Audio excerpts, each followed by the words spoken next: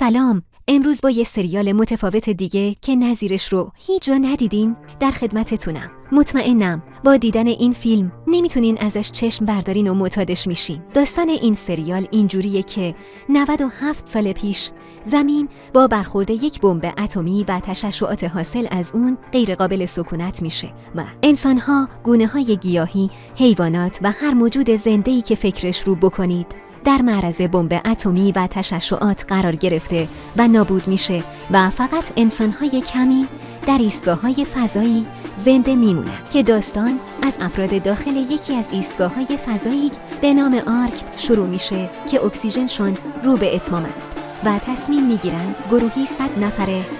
از افراد جوان زندانی را به زمین بفرستن تا ببینن زمین قابل سکونت شده یا خیر. پس از ارسال سفینه حامل این 100 نفر که تجهیزات آن برای 100 سال گذشته است، هر گونه اتصال و ارتباط اونها با آرک قطع میشه و فقط از راه دستبندهایی که به هر کدوم از افراد زدن میدونن که زنده هستند یا نه. وقتی سفینه به زمین میرسه میبینن که زمین قابل حیات و هوا قابل تنفس است، اما در این راه با چالش‌هایی روبرو میشن که شرایط رو براشون سخت‌تر و سخت‌تر میکنه که باید با این چالش‌ها روبرو بشن و محلی برای زندگی و سکونتشان پیدا کنند.